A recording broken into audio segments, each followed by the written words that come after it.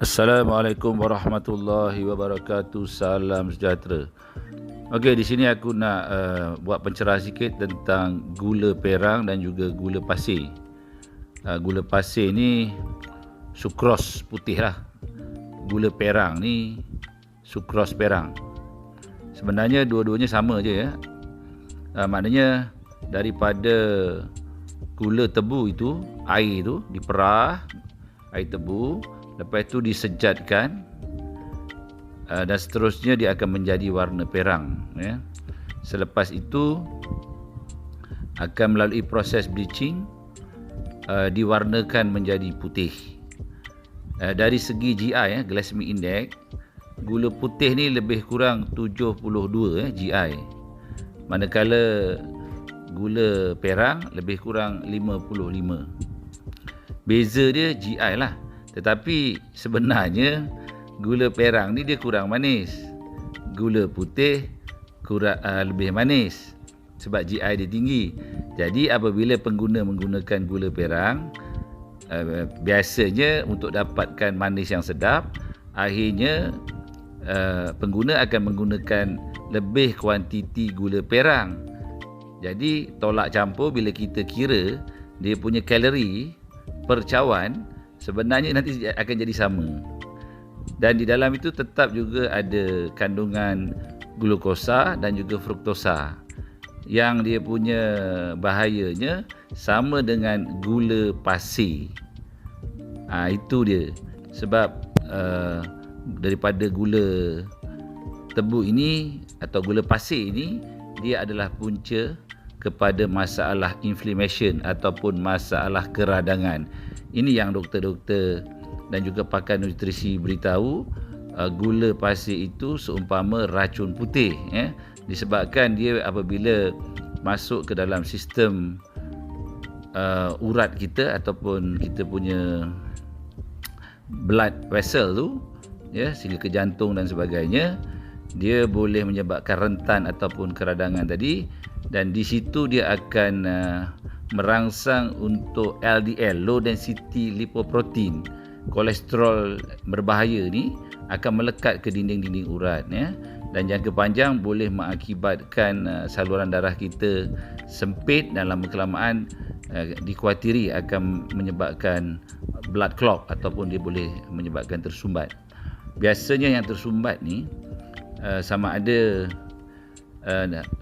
dia punya blood vessel yang nak pergi ke jantung, ataupun dia apabila orang yang ada stroke, ada masalah blood pressure, biasanya ketika tidur dia akan block dekat otak dan satu lagi dia akan block biasanya berlaku dekat kaki berlaku kebas-kebas, sebab kaki ni adalah satu posisi yang paling jauh dengan jantung. Maknanya kadar aliran darah di situ akan perlahan. That's why kita digalakkan untuk berjalan atau berjoging, supaya apabila kaki itu aktif, dia ada berlaku pergerakan, ada berlaku dipanggil aktiviti-aktiviti pergerakan, itu akan menyebabkan ada kinetic energy, dan kaki itu aliran darah akan berlaku, akan lebih lancar. Tak boleh nak duduk aja, baru tidur je, nak baring je. So kesimpulannya beginilah ya. Gula perang ini dia punya mudarat dia sama je dengan gula pasir putih, sebab GI dia rendah, kurang manis, jadi kita akan ambil lebih. So dalam secawan tu tadi akan sama juga kandungan kalori dia ya. Jadi kalau nak betul-betul kita selamat, lebih baik kita beralih daripada gula tebu itu tadi ya kepada gula O. Sebab gula O ni dia rendah kalori dia. Mengapa gula O bagus? Sebab gula O ini kalorinya di bawah 4 kalori ke bawah untuk satu cawan cukup kemanisan. Ya, jadi kalau ikut FDA, bawah daripada 5 kalori per consume per cawan, dia dianggap kosong, tak ada bacaan apabila diambil.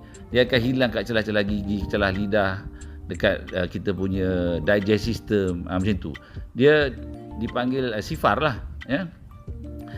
Sebenarnya trik dia ialah gula O ini cukup manis hanya dengan kita menggunakan purata 1 gram, manisnya sama, sedapnya sama seperti gula tebu. That's why bila kita nak mencegah ataupun nak kontrol penggunaan gula yang kita takut disebabkan glukos itu akan masuk ke dalam darah, menyebabkan bacaan kita punya glukos dalam darah tinggi, dan juga yang fruktosa tu pula apabila tidak digunakan dia akan menjadi fatty acid ataupun triglyceride yang akan menjadi lemak lah.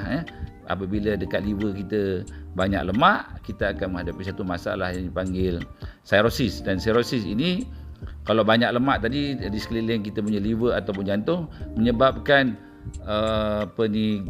tekanan kepada jantung dan juga liver akan menjadi kecil, akan menjadi kecut sedikit. Long term akan menghadapi masalah lemah jantung ataupun kita punya liver tadi tidak efisien. Efisiensi dia akan menurun. Jadi secara mudahnya beginilah, kalau kita nak mengamalkan manisan yang sihat, bertukarlah daripada gula pasir kepada gula O, sebab gula O ini tanpa sukrosa, rendah kalori, manis, sedap, sihat, selamat. Sekian, terima kasih.